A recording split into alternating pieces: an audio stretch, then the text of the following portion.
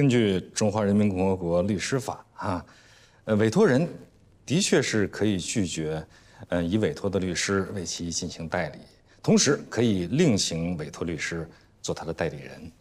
既然这样，那就赶紧退钱，咱们最好都别浪费时间。不，我的意思呢，您再好好的考虑考虑。我们这位黛西小姑娘为您的案子已经做了大量的前期工作，还有罗宾律师他是非常敬业的，而且他有丰富的这个职业经验。什么呀？我到现在连罗宾人都没见过。苗律师你好，我是罗宾。你为什么不跟我们说一说你跟璇姐之间的事儿呢？当天晚上是这个璇姐主动给你打的电话，说她好不容易约到了她的大老板刘军，并且亲自带着司机拉着你去了刘军家，然后她让你自己先上楼，说自己要先打个电话。随后隔了一段时间，你就面红耳赤的下楼，也是她送你回的家。在路上，你跟她讲发生了什么，她一面义愤填膺，一面告诉你一定会给你一个说法，但是让你不要声张。1个星期之后，你发现原来对你感兴趣的投资人都对你冷淡了，并且圈子里面流传了很多不利于你的流言，于是你就在微博上开战。但是你一直在保护这个璇姐，没有把她牵扯进来，是这样吧？不是，我想问一下，你是怎么知道这些的？我恰巧做了一些调查。那个，是这样的。我不想为难璇姐，因为这个事情要是把她牵扯进去，她老板就会把她开除。她现在还有房贷，孩子还要上学。你就真的一点都没有怀疑过她吗？她是我好朋友，是她把我介绍给刘军的，我为什么要怀疑她呢？如果她是你的好朋友，她就应该为你作证，至少这件事情她跟我解释过了。当时她不在现场，她在楼下什么都没有看到。所以他的说辞，法庭上根本就不会采信什么。法庭会不会采信是一回事儿，他有没有说出他认识的刘军是一个什么样的人，并且当天晚上发生了什么，这是另外一回事儿。我说过了，我不想牵扯他。那好，那请你先看看这个。我们老板投资有一条很重要的原则。就是看你是不是能对成功、对金钱有一种压倒性的渴望，你可以为之付出很多在常人眼里很重要的东西，比如脸面呀、自尊啊。好多女的，就是关键的时刻犹豫不决，功亏一篑。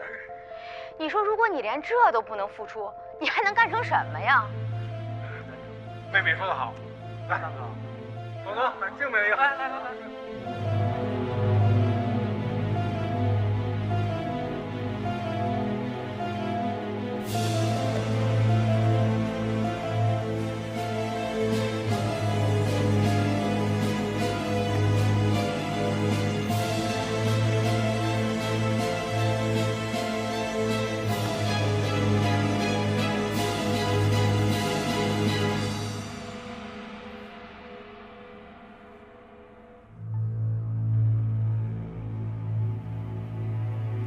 喂，璇姐，我有个事情想问你一下，你是不是明知道刘军是个流氓，还把我安排过去？事后你跟我说别报警，别闹，说董事会的人会给我一个交代。结果就是让所有的投资人知道我豁不出去，是吧？你有病吧？被迫害妄想症，我建议你看看心理医生。我们老板那有多少女的喜欢？骚扰你，不可能。你有病吧？被迫害妄想症。可是仅凭这个录音，也很难。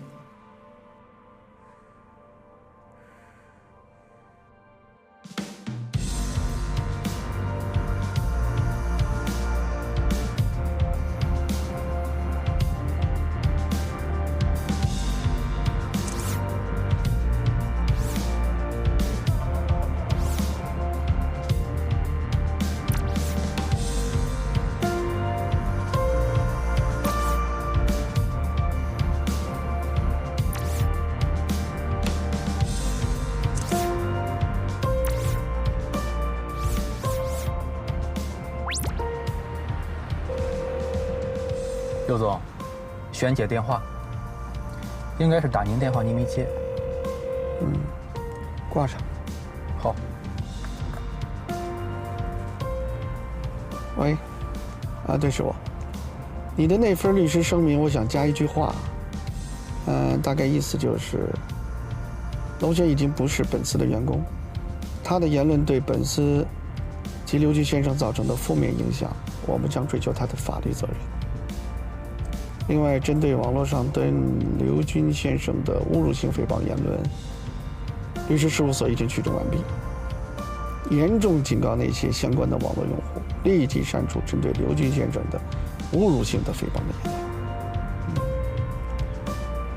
论。网络环境的自由不能成为网络暴力的栖息地，对那些网络暴力的实施者，我们绝不姑息。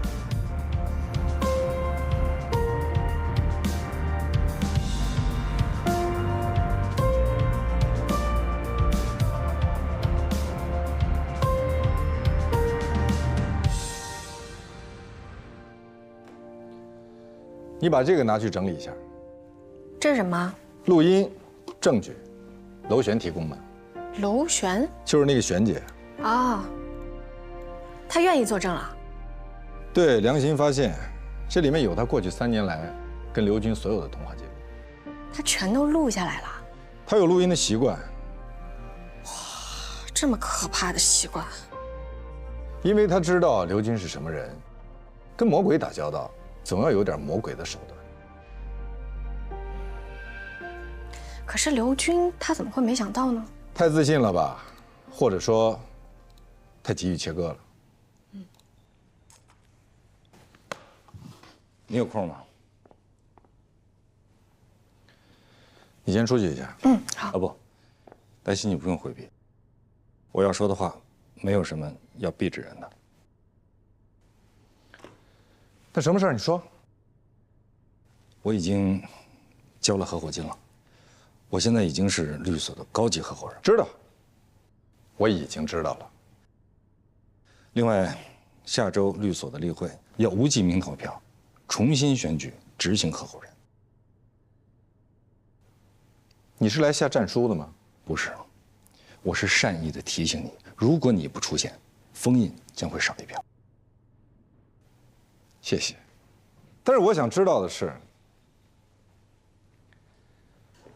你会投谁呢？我不会告诉你。另外，你也不该问，因为这违反了无记名投票的原则。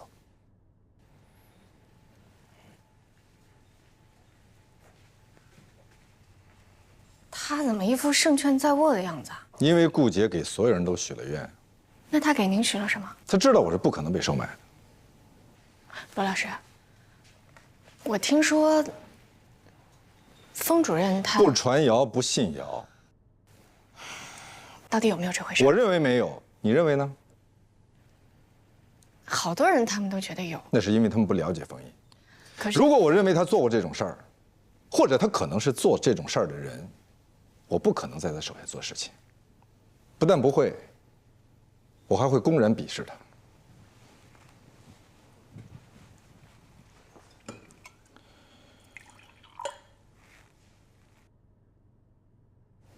还有事儿吗？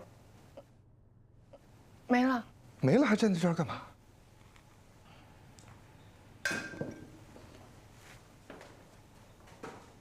回来！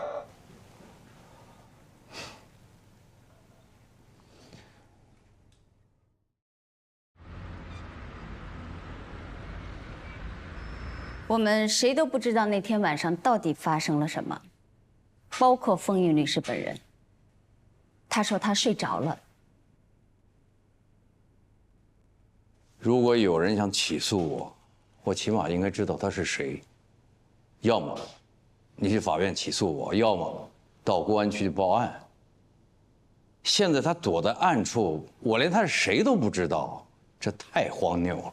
抱歉，我现在还不能说出被害人的姓名，因为她是一个女孩子。女孩子在这方面有所顾忌是人之常情。但是，我以我的人格和名誉发誓，我说的都是真话。你用你的人格和名誉发誓，还不如用房产和存款来担保。我们现在在讨论很严肃的事。可是你说你用你的人格和名誉发誓，这一点都不严肃，听起来像玩笑。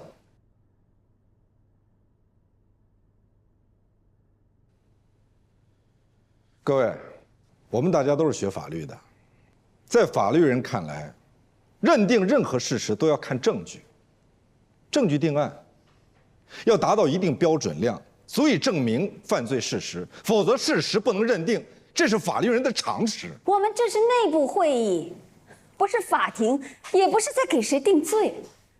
我们这次议会的主题就是，鉴于封印主任有可能面临指控，鉴于事情未来发展的不确定性，一旦失控，必将对我们律所的声誉带来极大的影响。我坚决反对。我反对在事实真相完全没有搞清楚之前，就对自己朝夕相处的合伙人下手。所以，我们这次议会的主题就是将采取无记名投票的形式，抽选出最终的结果。一种是由封印主任继续主持工作，另一种是由我来接管。封印将以顾问的身份留在律所工作。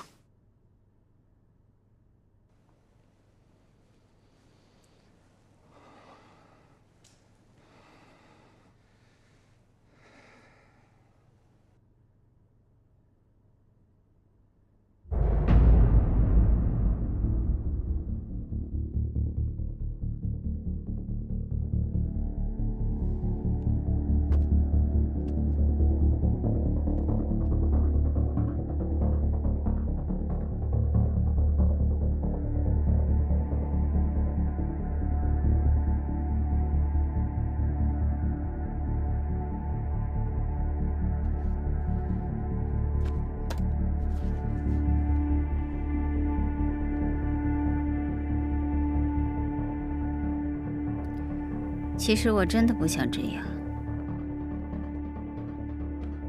我现在不想听你讲话。那您为什么不辞职呢？我上次就应该让你走人。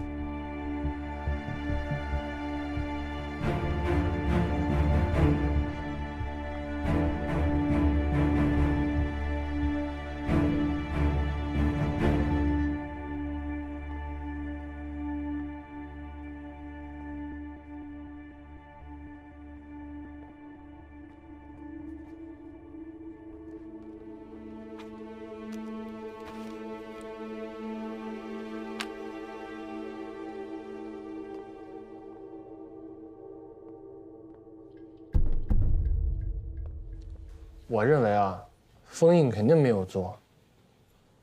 你为什么这么肯定啊？他要是做的话，肯定心虚。你说的是你自己，你没做都心虚。你说的也是你自己吧？你做了也不心虚。我这个叫识时务者为俊杰。什么意思？城头变换大王旗马上就要变了，咱俩读不读？哎，我刚从会议室回来，好像投票结束了。那结果怎么样啊？你急什么呀？反正跟你都没关系。小美同学，能不能帮大家再问一下？什么礼物？一包零食。大包的。成交。等我。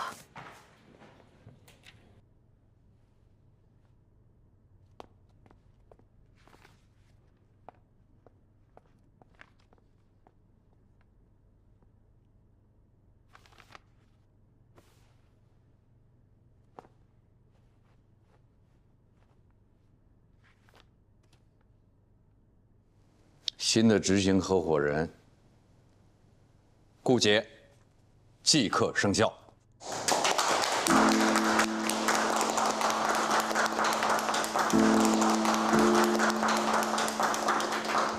谢谢大家对我的信任，我跟封印律师会尽快做好交接工作。刚才所说的话，我希望都能止于这个房间。在事实真相没有查清楚之前，希望大家不信谣，不传谣。各位可以回去工作了。罗宾，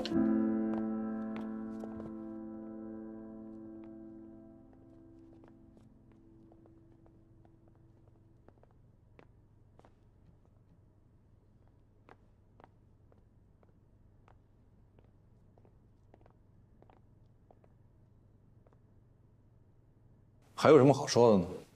我们之前有些误会，但是我一直知道，你是个不可多得的人才。在此之前，我的确以为咱俩之间只是误会，但是直到今天我才知道，为什么老话说“宁得罪君子，别得罪小人”。老话说的是不对的。如果大家都宁肯得罪君子，那谁还愿意做君子呢？不都跑去做小人了？你难得说一句让我无法反驳的话。我希望可以跟你前贤尽释。这话你好像应该去对封印说。他不会离开的，他还是律所的顾问。但我更希望你能留下来。我知道挖你的人很多。你知道就好。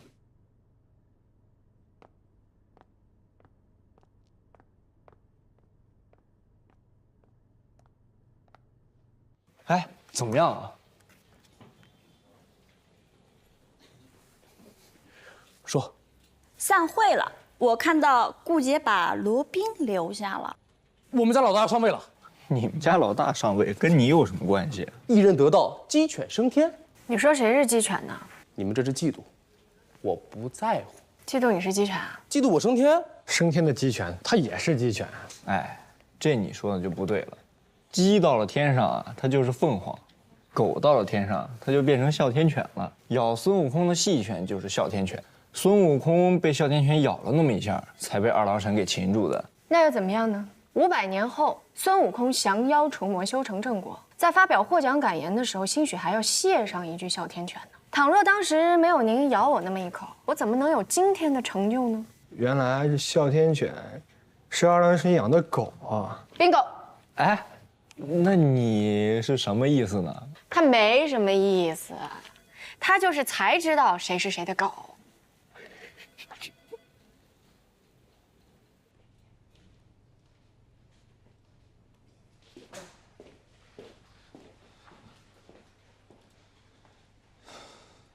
我们只差1票，差1票也是差。我们走吧。去哪儿啊？另起炉灶。我刚才去问了，至少1半的骨干合伙人都愿意跟我们走，还有助理。我哪儿也不去。为什么？就让顾杰对我们指手画脚、耳提面命。我不喜欢逃避，在这件事没查清楚之前，我哪儿也不去。那我们就这样这么臊眉打眼的在这儿待着，韬光养晦啊。可是没有什么可是，愿赌服输。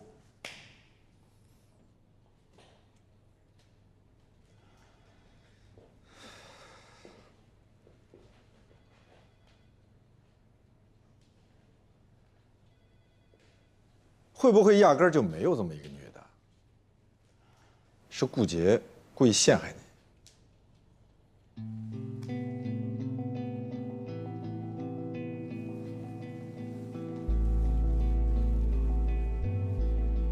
你说那个女的是个陷阱，然后顾杰出去四处散步，说你跟那个女的一定发生了什么。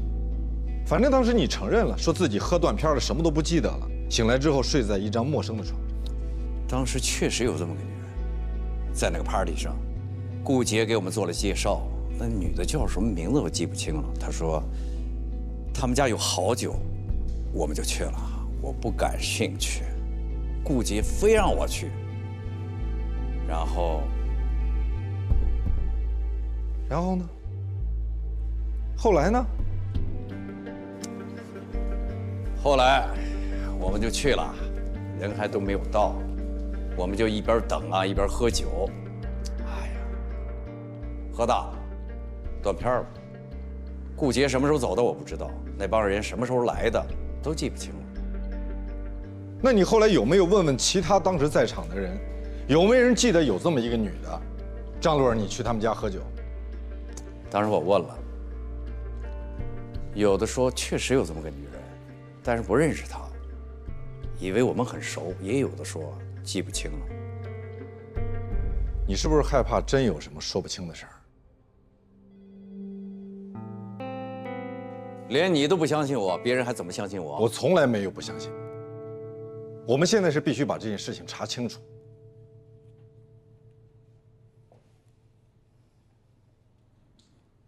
哎，你把这个放下。丽娜姐，我们这是工作，你能不能别为难我们？这个不用你们管。我们没办法向上面交差，姐。你看，这是在干什么？投票结束，他们就上来了。我们要搬到下面去。赵旭要和你换办公室。出去。罗老师，滚出去！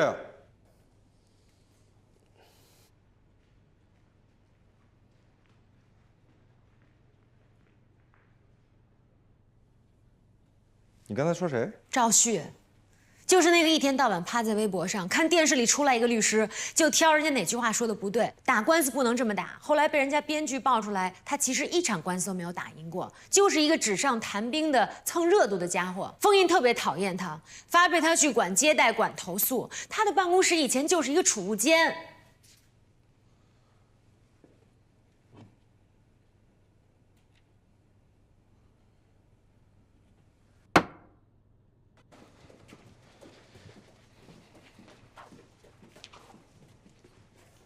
你跟我说的前嫌尽弃，就是把我发配到权力所最小的办公室去吗？这些小事你也要计较吗？是金子在哪都发光。你不计较，我可以跟你换办公室。您是金子，埋到沙堆里都不怕。赵旭对我一直忠心耿耿。你混淆了忠心耿耿和拍马屁，好吗？古代有一位君王，想要千里马，他的跟班花重金替他买了千里马的骨头。君王大怒，他的跟班说：“如果让大家知道。”你连死了的千里马都肯千金买骨，那么活着的千里马，你肯定更愿意出高价了。我对赵旭好，就是要让大家知道，我是一个重视忠诚的人。如果你也肯愿意证明你对我的忠诚，看来我们对忠心耿耿的理解不一致。您说的忠心耿耿叫愚忠，而且你讲的故事，出自《战国策·燕策》，是燕昭王千金买骨，但最后统一六国的是秦国。你是在委婉地告诉我，谁笑到最后，谁笑得最好？不，我只是想温馨提示一下：小人得志，莫张狂。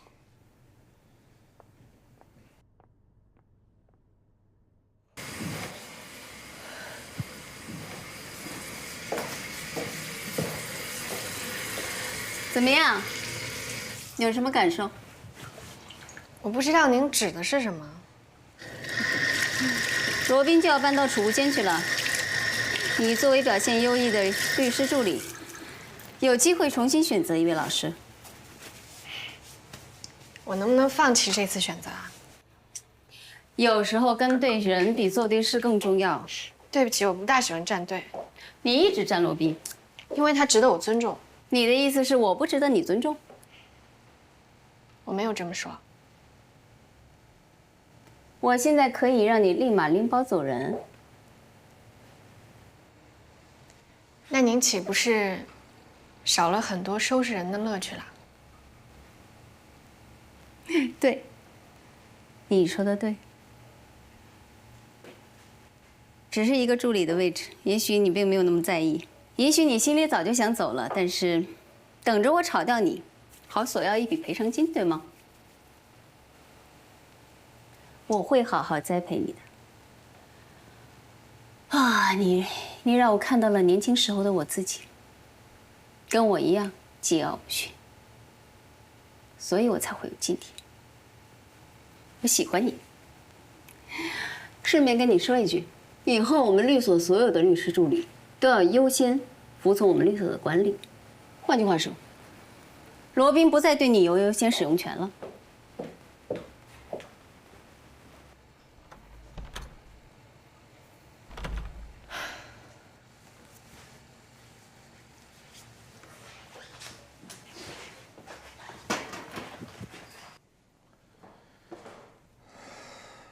行了，别烧了，一会儿我找几个人过来帮忙。没关系，这方面我擅长。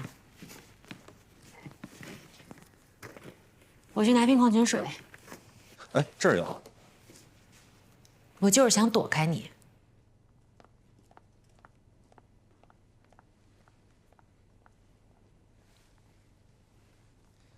我不是来看笑话的。滚！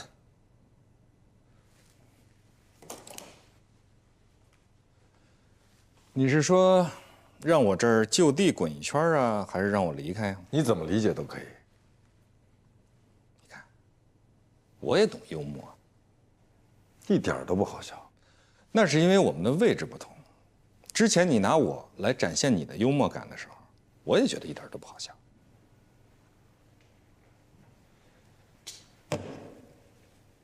你是来找茬的吗？我是来重新分配工作的。鉴于顾杰目前对我的重视，之前封印总是把名利双收和知名度高的案子分给你，顾杰现在认为应该换一换，你也应该做一些可能收益没有那么高，还很琐碎，或许还会遭到别人投诉的普通的老百姓的案子。这些案子虽然不是大案子，但是却关系到千家万户的幸福与和谐。放这儿吧。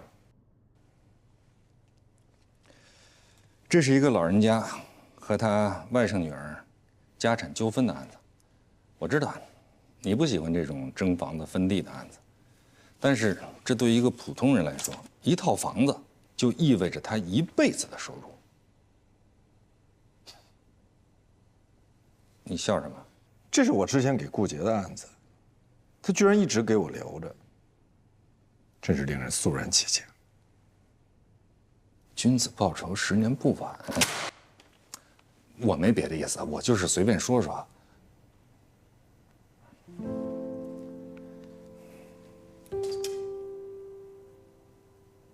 祝你一切都好。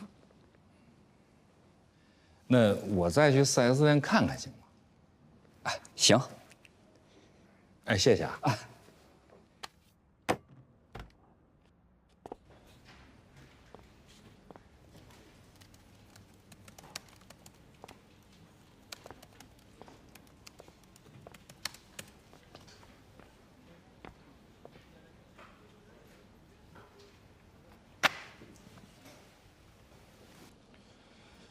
你先做这个。顾杰老师说，以后我们要归律所统一管理。不，你对我负责，你只对我一个人负责。这个案子你应该非常熟悉，它跟我们有缘。我记得这个案子你好像推给顾杰老师了吧？不是推，是我认为顾杰比较合适。您不是说您不太喜欢这种一地鸡毛、一我家是不喜欢人为了一点？，但不代表我不擅长。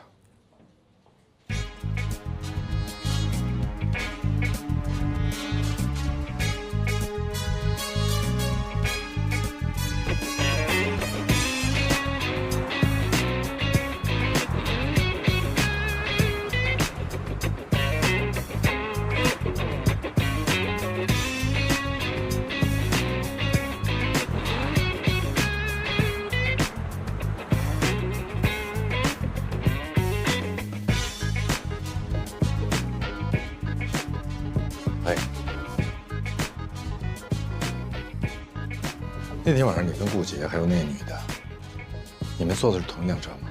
是一辆车。谁的车？顾杰的车，有司机。那天开会，我的车限号，我们一起从律所走了，我坐的是他的车。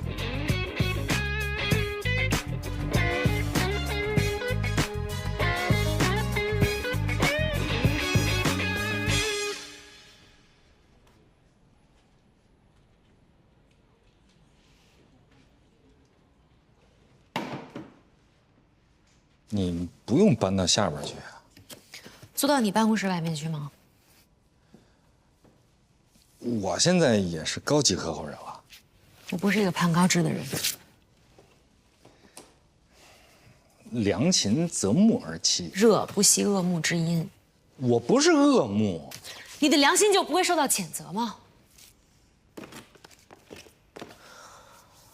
我不能确定，封印他到底有没有做有损律所声誉的事儿。那你为什么就不能等你确定以后，你再去做那些？有些事情根本就弄不清楚。丽娜，真的，真相有的时候很难让人知道。这是件悲哀的事儿。所以你就错杀1000。冯毅他本人他也有错，他并不是无辜的。如果他洁身自好，他就不应该去。那如果要是有人陷害他，给他酒水里放东西了呢？那就应该把这个人揪出来，送到公安局去。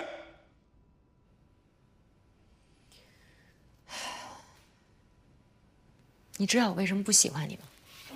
因为我太正直。因为你不近人情。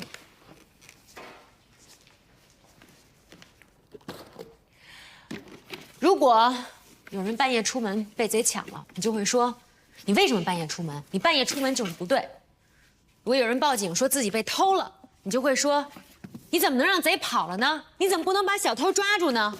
哎，你等等，你的这个观点我听罗宾说过，责备受害者。啊，你是说你们是受害者，我是加害者是吗？不然呢？哎，为什么我赢了他输了，我就是加害者，他就是受害者；他赢了我输了，他就是胜利者，我就是失败者？什么意思啊？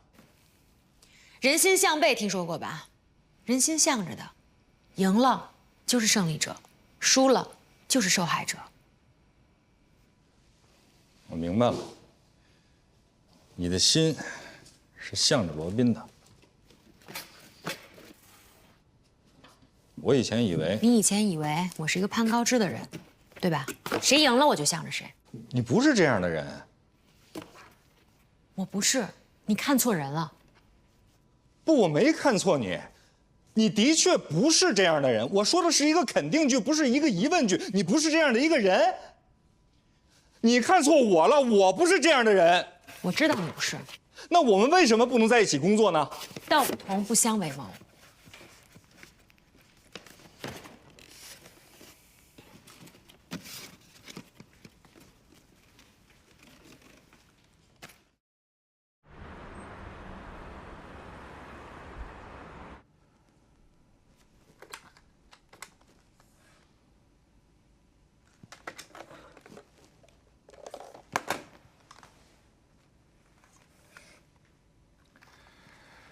丽娜，丽娜，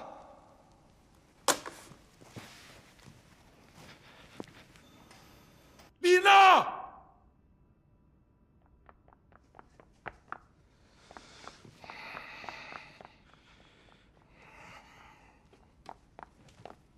你声如洪钟。电话是坏的，让他们尽快修一下。我知道，我已经跟他们说了，我马上就去再催一下。还有，看到了吗？到处都是灰，能不能请人来打扫一下？这层本来就没有打扫人员，我已经在58同城上找了，专业打扫人员马上就到。我不管，打扫干净。黛西来了吗？我不知道，我待会儿去看一眼。看一眼？你电话也坏了吗？我桌上根本就没电话，我正在申请呢。之前那个桌子不是坐人的，是堆杂物的。好，太好了。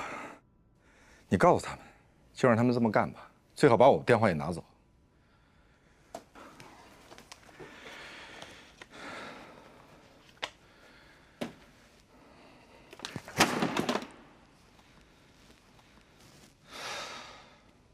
这套房子是我父亲单位分的，跟我这外甥女儿的一家子没有任何关系。我父母在世的时候，一直是我跟我媳妇儿照顾着。老头老太太也多次说过，这套房子就是我们的。后来父母一过世呢，我就把这房子过户到我的名下，一直是我们一家3口跟那儿住。那您外甥女儿就从来没有在这所房子里住过吗？住过，那就是1、2岁的事儿啊。那时候他妈工作忙，就把这孩子搁在姥姥姥爷家了，这不是很正常吗？后来也是为了这孩子上幼儿园方便，就把这户口给落过来了。这一落就是20多年。后来我姐也没了，这外甥女儿也结婚了，她又生个孩子，也是为了她这孩子上幼儿园方便，把她这闺女这户口也迁过来了。当时我就有点含糊啊，我说这俩孩子户口都落在这儿。我就跟他们提过呀，但是他们向我保证，绝对不会占这个房子，也不会跟这儿住，还写了个承诺书。您看一眼。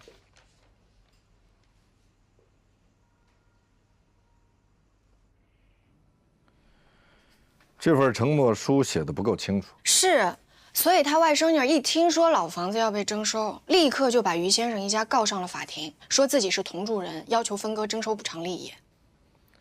需要补强证据。知道他外甥女和他外甥女的女儿住在哪儿吗？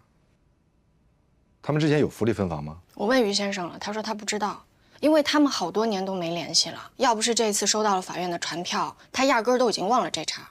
因为外甥女的母亲，也就是他的姐姐，我知道他外甥女儿的母亲就是于先生的姐姐。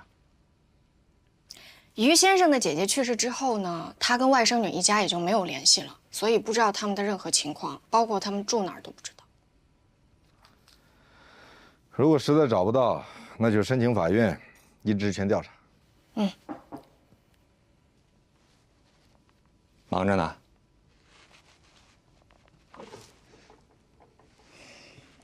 这个地方好局促啊！还真的是在完成布置给你的作业呀？不然呢？你记住啊，只有小律师，没有小官司。再小的官司，对老百姓来说也是大事。好律师，我要知道你有这么高的觉悟啊，那我应该推荐你去做家庭调解员。你有事儿吗？你是来看热闹的吗？我是来检查作业的，我要跟进度，你呢要随时向我汇报，以便于我了解掌握情况。哎，加油，加油，加油！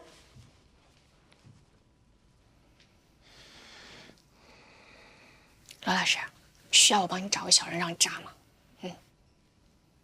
我从不跟小人计较。回到我们的工作上来。好的。刚才说到哪儿？何先生，这是林肯新推出的大型美式豪华 SUV 飞行家，它配备了30项调节全体感按摩座椅，这可是业界独一份。还有，这28个扬声器是沉浸式的瑞威3D 音响，音乐质感超棒。来，您上车感受一下。爸，这车动力性怎么样啊？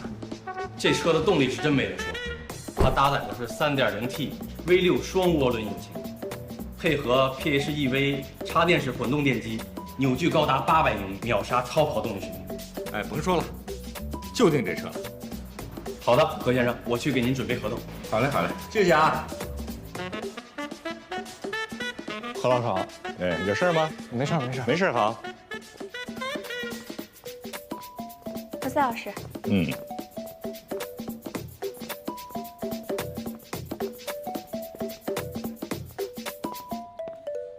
顾主任，你找我有事？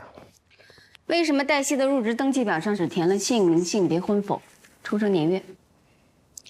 因为黛西一直归罗宾管理，所有的助理、实习律师都归你管，罗宾的除外。现在他不能除外了。对呀，他现在不能除外了，我现在就去找他。为什么不是他来找你？他桌上的电话坏了。那也要他来找你。你现在是高级合伙人，所有事都得按照规章制度，不能像以前那样。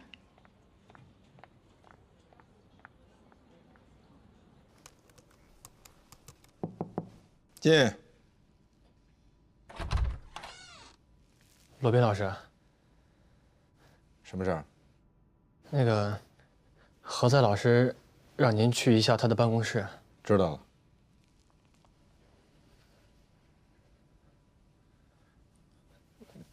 何在老师说，让您现在就去。你告诉他我现在有事儿。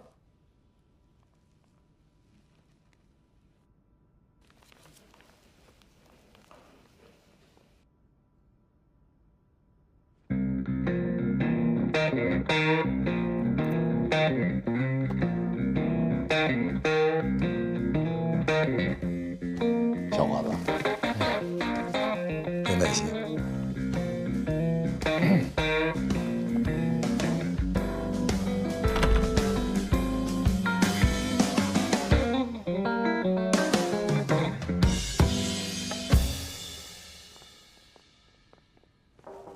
进。何在老师，罗宾律师到了。你去吧。啊。什么事儿？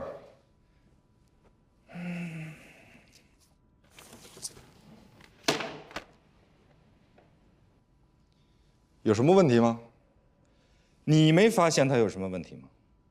我没发现有什么问题。为什么他的几乎所有的个人简历都是空的？啊，他是哪所院校毕业的？他毕业之后他从事了哪些职业？学历呢？学位呢？父母呢？兄弟姐妹呢？各种社会关系呢？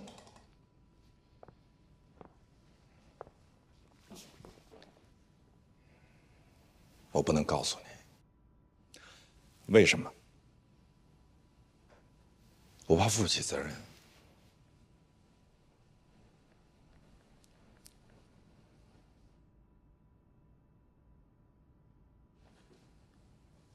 她是谁的女儿？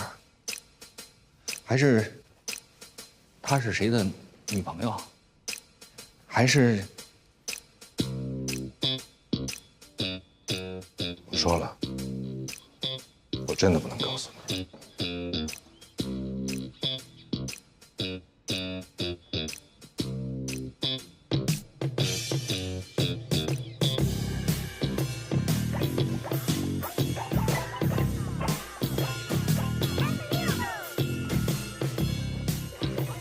老李，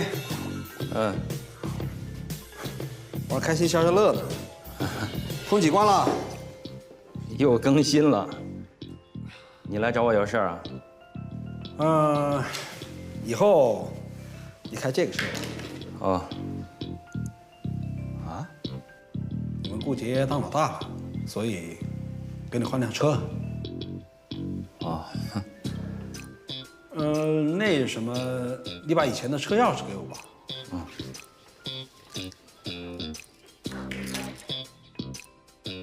好，谢谢。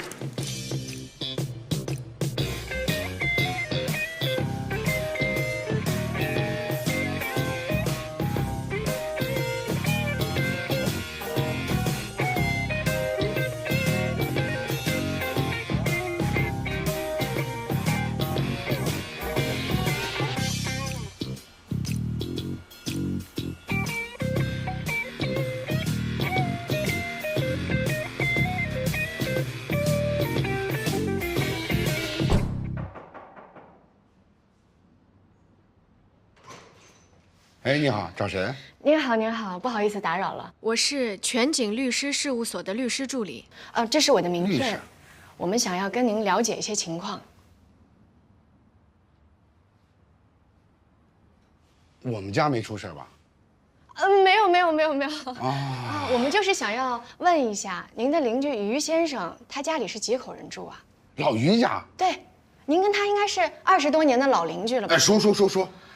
开始他和他父母他们家一家3口住，后来父母过世了，一家3口住，就他们一家3口，对，一家3口住。那这期间有没有别的人住他们家呢？没有，哎呀，我这说每天上下午都知道。太好了，还有一件事，待会儿能不能请您帮我写个书面的证明啊？书面，没问题。哎呀，太好了！做什么用啊？不好意思，我先接个电话。我一会儿跟您说。你忙。喂。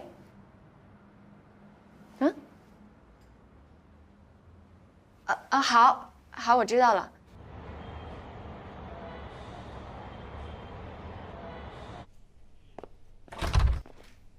罗大师，晚上好。进来。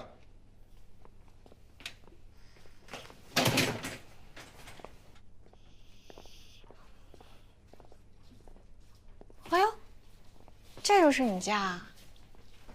你从现在开始可以录音，以防我万一骚扰你，你缺乏证据。你也可以准备一下摄像头，万一被我讹诈的话，还能说得清楚。谢谢。我之所以叫你来我家，我知道是因为办公室太小了，是人太多了。这是什么？顾杰行车记录仪里的东西。这个不违法吗？你法治观念可真强。也是，您为了除掉他，才不管是不是犯法。是他为了除掉我，才不在意犯不犯法。不管他犯不犯法，我们都不应该把人家行车记录仪里都。车是律所买的，配给他的。他现在是新的执行合伙人，所以我把我的车跟他换了，这不违法。而且行车记录仪也是律所的财产。对啊，有一件事情我一直想知道，为什么您的车会比他的车好啊？他可是律所的老人，而且还是创始合伙人。就因为他是创始合伙人，所以他的车买在先，所以是旧款。我是后买的，是新款，这有什么问题吗？嗯。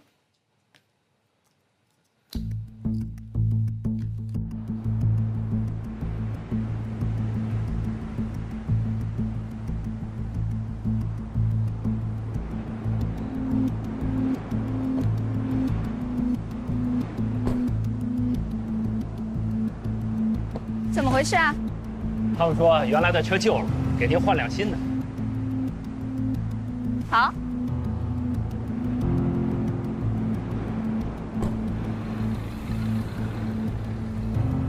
根据 GPS 的行车轨迹来看，顾杰的车从会场离开之后，去了中海花园。15分钟之后离开，回了自己的家。此前包括此后，他的车曾多次出现在中海花园。这是会场当时的照片和视频。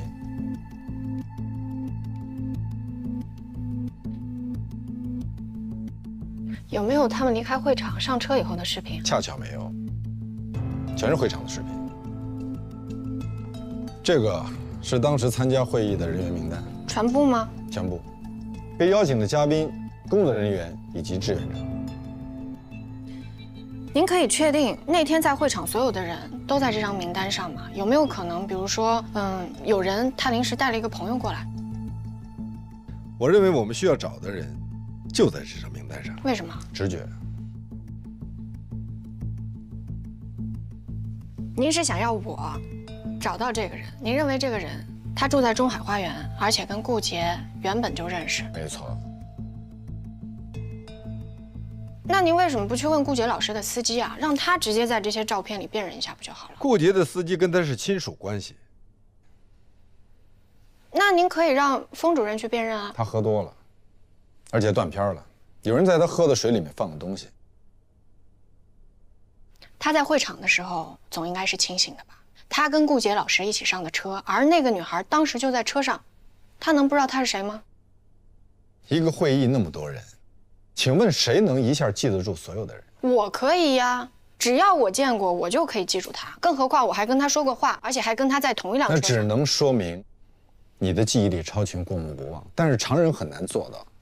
如果说这个人有脸盲症，就更加困难。您的意思是，封主任他有脸盲症啊？还是说他就是想让你把这个人找出来？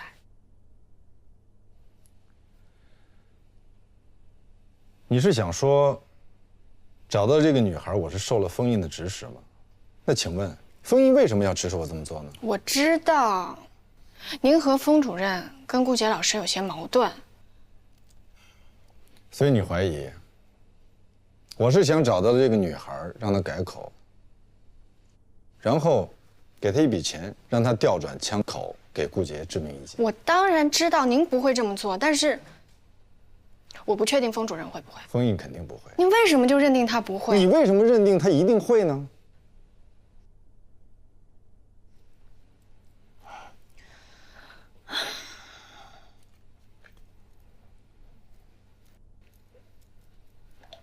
在我做交换生的时候，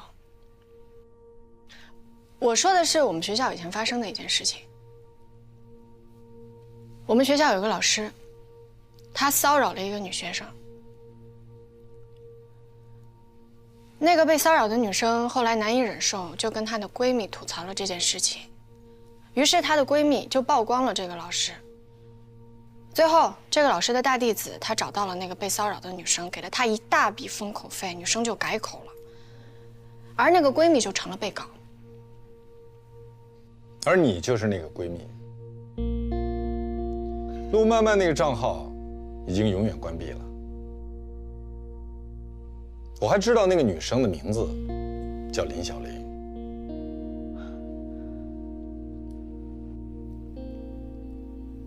您什么时候知道的？我早就知道，那你为什么不说？跟谁说？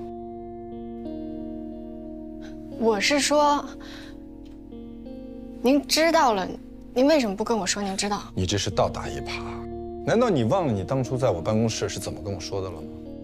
我没有学历，没有什么学历，硕士学历还是博士学历？本科。本科都没有。我上过法学院，只不过是在最后一年实习的时候出了一些事情。什么事情？我不想说。想起来了吧？是你自己说你不想说。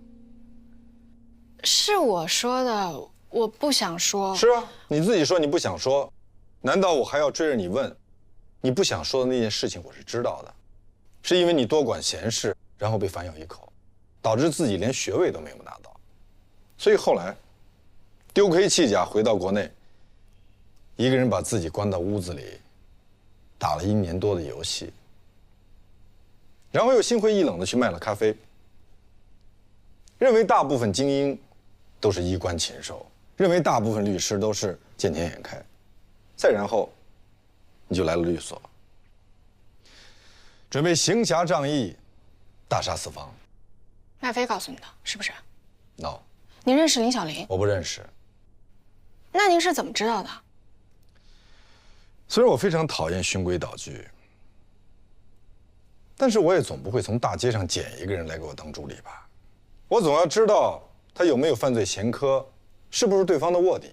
我对客户负责，我要对律所负责。所以你就调查了我？谈不上。黛西，我们既然把话说到这儿，我正好要问问你。你说那个教授对林小林进行性骚扰，你又不在现场，你仅仅凭林小林的一面之词。我跟林小林，我们从幼儿园就认识，我们当了一路的同学，我相信他说的所有的话。那么我跟封印也不是昨天才认识，我像你这么大的时候我就跟他在一起，我相信他，所以我认定这件事情他一定是被陷害的。那人家女孩为什么要好端端的陷害他？动机是什么呢？这就是我找你来的原因。你不觉得这件事情很蹊跷吗？按道理说，疑罪从无，这所有的一切的消息，都是来自顾杰，其他人一概不知。而封印如果不接受他的前提条件，那么就要被诉诸法律。所以呢，大家就莫名其妙的搞了一个投票，封印也就这么莫名其妙的下台了。所以你就认为这一切都是顾杰老师搞的鬼？当然，否则顾杰为什么坚持不告诉大家，那女孩是谁，她叫什么，她是干什么的，她的联络方式，她的家庭地址？如果我是他，我也会这么做。这是为了保护受害者的隐私，就像当年，我为了保护林小林，不管我后来再怎么被动，我都没有说出他的名字。这件事情跟封印的事情完全不一样。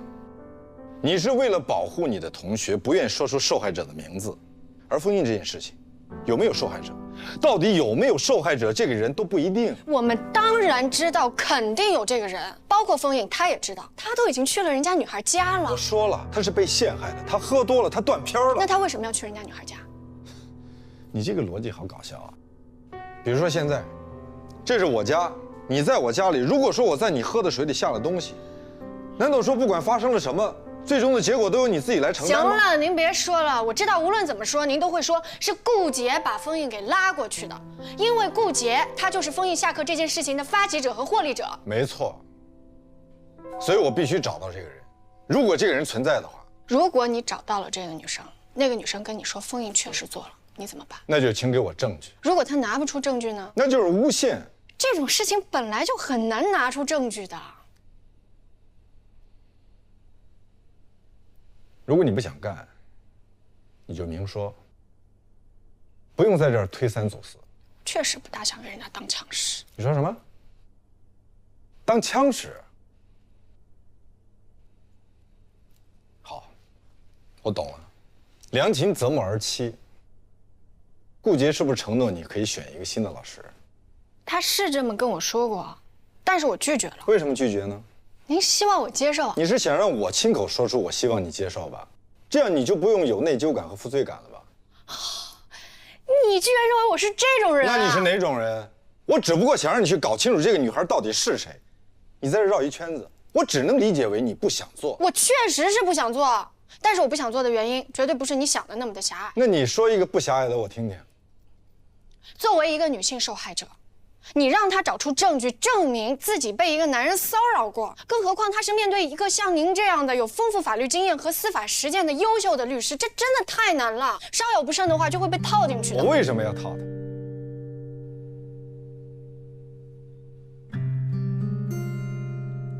你给我出去！别生气，我一点都没生气。我这是在跟您探讨啊。不需要探讨，我自己可以解决。时间不早了，出去。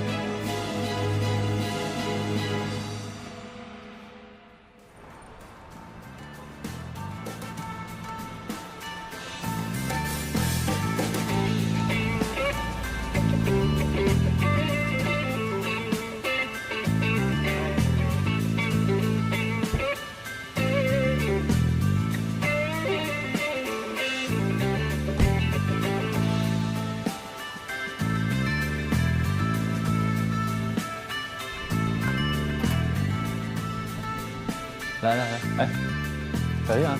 哎，慢点。好，小心啊！你要把封印挪哪儿去啊？都不是主任了，就摘下来呗。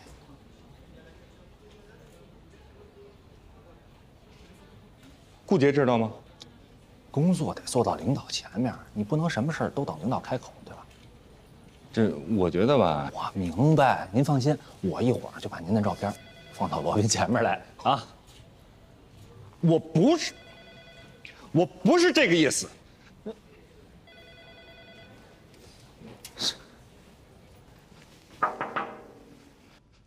赵旭把封印的照片给摘了。封印也摘过其他人的照片。不，封印当时摘廖佳敏的照片，是因为廖佳敏她走了，可是封印现在并没有走人，他起码名义上还是我们所的顾问呢。所以他还占着本所最大的办公室。我以为赵旭他没有经过你的同意就……这种小事我一般不太会管。罗宾怎么样？问了没有？问了。黛西确实有背景。什么背景？应该还挺深的。罗宾说他不能泄露。胡扯！你去查，我还不信了。我认识罗宾20年了，他桀骜不驯，独来独往，谁的账也不买。可是对于黛西，说句实话，如果黛西没有什么背景的话，罗宾一个什么人都不忍的人，为什么要忍她呢？而且这姑娘刚刚到我们律所的时候，就得罪了最大的客户，当时把封印气个半死也没辙。我估计封印应该也知道她的背景。我说他怎么敢那么对我说话呢？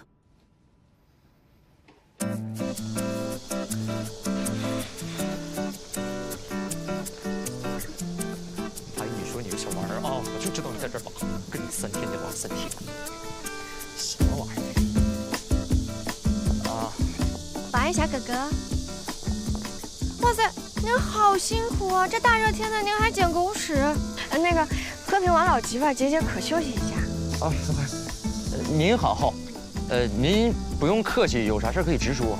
是这样的，前2天呢，我们开车来咱们小区，不小心丢了东西，那东西特别的重要，所以我想拜托您，能不能带我去看一下监控啊？你把车停哪儿了呀？停哪儿我倒是忘了，但是我可以告诉你是哪天，然后大概是几点。你不是把车停咱小区访客车位上了吧？有可能。我就说，那个小五啊，来了，这边盯着点啊。好嘞。记得千万不能跟业主起冲突。没问题。您好，您请跟我来。谢谢啊。你别着急啊，就在这一块了。谢谢你们，辛苦了。没事儿。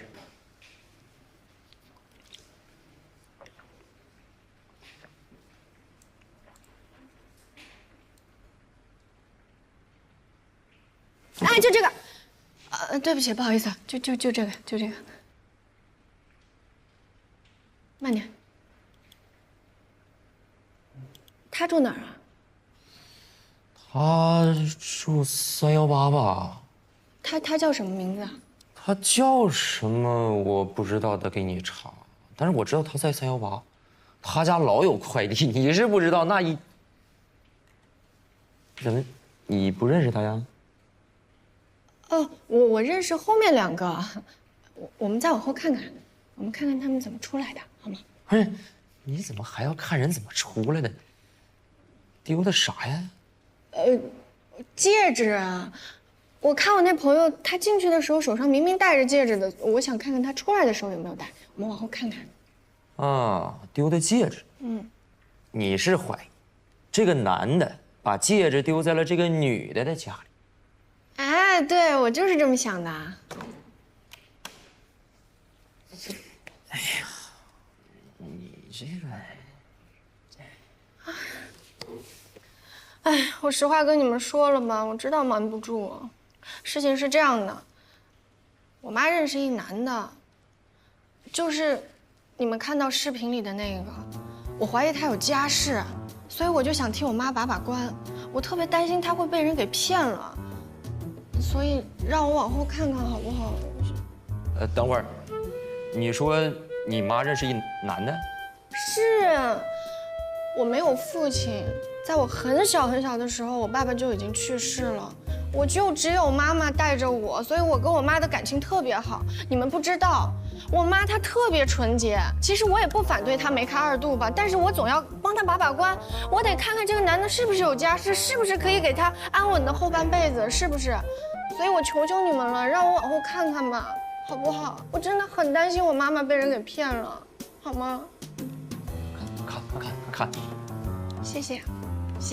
现在啊，这个世道也乱，骗子多，你回去也跟你妈妈说，让她多注意啊。好。您好，您什么事儿啊？我想来打听一个业主，他住几楼？几门几号？他叫黄觉，您能帮我查一下吗？哎，不好意思，我们这儿啊不负责查人。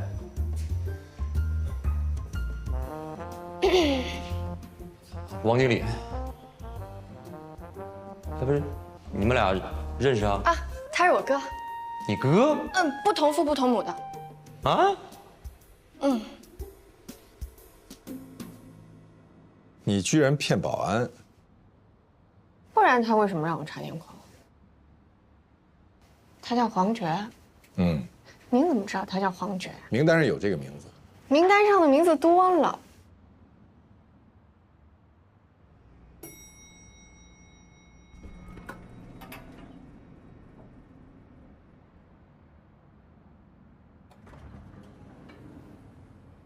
你去哪儿啊？您去哪儿？跟你的地方一致。我也是。那你按楼层啊？你怎么不按啊？女士优先嘛。根本就不知道黄觉住在哪层，对不对？我可以去找保安，让他调监控。行啊，但我也会去跟保安小哥哥说，哥哥你精神不是很好，容易控制不住自己，所以千万不能让你看监控，而且不能让你随便进小区、进楼道。那我也可以把她的照片发到网上，就说这是我偶然邂逅的一个女孩，我一直对她念念不忘，这是我的真爱人，我让广大网友帮我找。